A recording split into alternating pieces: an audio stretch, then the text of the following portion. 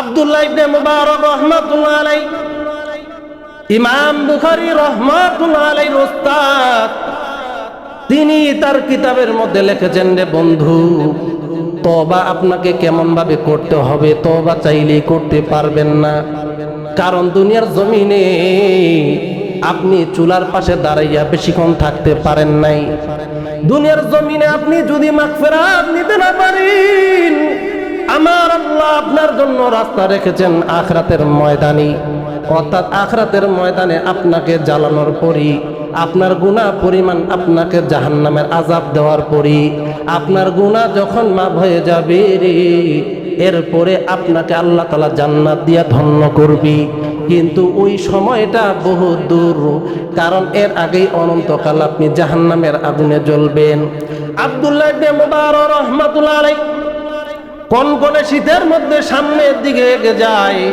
তিনি দেখেন চৌরাস্তার মধ্যে একটা যুবক দাঁড়াইয়া, কোনো কথা বলে না, মুখটা কেমন যেন আসমানের দিকে তাকাইয়া কি যেন মনে মনে বলে। আব্দুল্লাহ ইবনে মুবারক রাহমাতুল্লাহির কিতাবের মধ্যে এই ঘটনাটা এইভাবে এসেছে। তার চোখ দিয়া ঝরঝরে পানি পড়তেছে, শরীর ঘেমে যাইতেছে, ঘাম পড়ার কারণে পুরা শরীরটা এই শীতের মধ্যে ভিজে গেছে। দোয়া যখন শেষ হয়ে গেল, আব্দুল্লাহ ইবনে মুবারক রাহমাতুল্লাহ আলাইহি ডেকে বলে, যুবক রে, কি হয়েছে তোমার, একটু আমাকে বর্ণনা করো। এই কোন শীতের মধ্যে তোমার চোখ দিয়া কেন এইভাবে পানি পড়ি, তুমি কেন এইভাবে কান্দো, তোমার কারণ কি আমাকে একটু বলো। যুবক ডেকে বলে, হুজুর, আমিও আপনার মতো একজন মুসাফির। আমি আজকে কেন এই জায়গায় দাঁড়াইয়া আল্লাহর কাছে কান্দি জানেননি গো হুজুর? আমি বহুদিন পূর্ব এই জায়গা দিয়া অতিক্রম করার সময় এই জায়গায় দাঁড়াইয়া আমি গুনাহ করেছিলাম। ওই সময় বুঝি নাই আমার গুনাহের কারণে আমাকে জাহান্নামে দেওয়া হবে। ওই সময় বুঝি নাই আমাকে অনন্তকাল জাহান্নামের আগুনে জ্বলতে হবে। আমি বাড়ি যাওয়ার পর আমার মন মানসিকতা পরিবর্তন হয়ে গেল।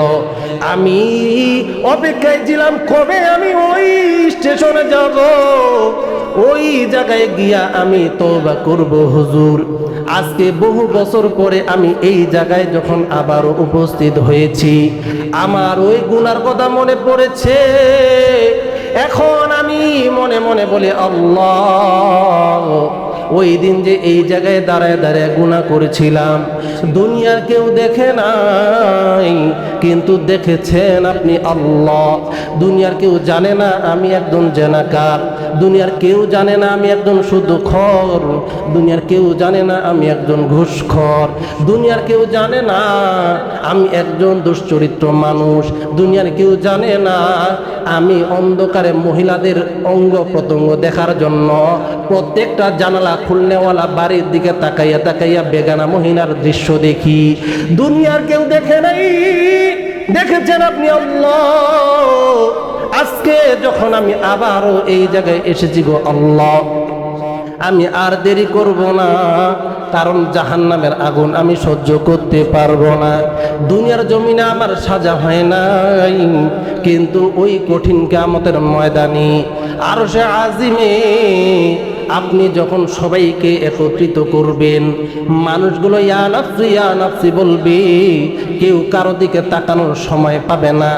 আয়েশা সিদ্দিকা রাদিয়াল্লাহু আনহা ডেকে বলে, নবী, আপনি বলেছেন হাসরের ময়দানে সমস্ত মানুষগুলো উলঙ্গ অবস্থায় দাঁড়ায় রবি, একজন আরেকজনের পাশে দাঁড়ায় থাকবি। ওগো নবীজি, একটু বলবেন দেখি ওই সময় কেমনে আমরা উলঙ্গ অবস্থায় থাকব? কারণ পাশের মানুষ তো আমার দিকে তাকাবে, পাশের মানুষ তো আমার দিকে চেয়ে চেয়ে থাকবি। নবী কান্দে আর বলে, আয়েশা, হাসরের ময়দান এত সহজ মাঠ নয়। দুনিয়ার জমিনে প্রচন্ড রোদের মধ্যে তুমি দাঁড়ায় থাকতে পারবা, কিন্তু ওই হাসরের মাঠ মানুষগুলো ইয়া নাফসি করবি, কেউ কারো দিকে তাকানোর সময় পাবে না। কারণ প্রত্যেকের আমল নিয়া সবাই জানবে তার আমল নামায় কত গুনাহ। যদি জবান দ্বারা প্রকাশ না করে, আল্লাহ বলবে বান্দার জবানটা বন্ধ করে দাও।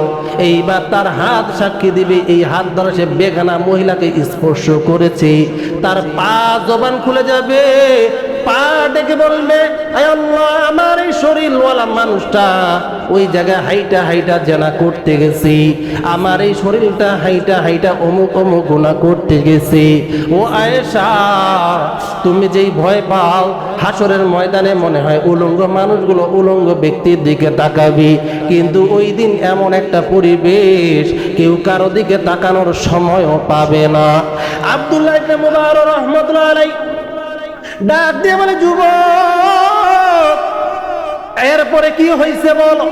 যুবক ডেকে বলে, মাওলানা, এই জন্য আমি আজকে এই জায়গায় উপস্থিত হইয়া আল্লাহকে বলি, আল্লাহ, ওই হাসরের ময়দানের হিসাব তো আমার দ্বারা দেওয়া সম্ভব হবে না, আমি জাহান্নামের আগুনে জ্বলতে পারবো না। এই জন্য আজকে তওবা করলাম, আমার তওবা আপনি কবুল করে নেন, আমাকে আপনি মাফ করে দেন। আব্দুল্লাহ ইবনে মুবারক রাহমাতুল্লাহ আলাইহি ডাক দিয়ে বলেন, আল্লাহ, আপনি এই যুবককে মাফ করে দেন। এ বন্ধু, এ বাবাজি, এ চোরবক্ত বলির বাজান রে আমার, আপনারা অনেকেই টাকাওয়ালা, অনেকেই সম্পদওয়ালা, অনেকেই অভাবে, অনেকেই বিপদে। আপনাদের কি মন চায় না আপনি একটু নামাজ পড়বেন, একটু রোজা রাখবেন? এত বলার পরেও কেন আপনি মসজিদে নামাজে দাঁড়ান না? আপনি কি মনে করছেন জুমার নামাজ আদায় করলে মনে হয় আপনি গুনাহ থেকে মাফ হবেন? হাদিসের মধ্যে পাওয়া যায় রে, যে ব্যক্তি ফজরের নামাজ আদায় করে না সে হইল মুনাফিক, সে হইল মুনাফিক। কেমনে?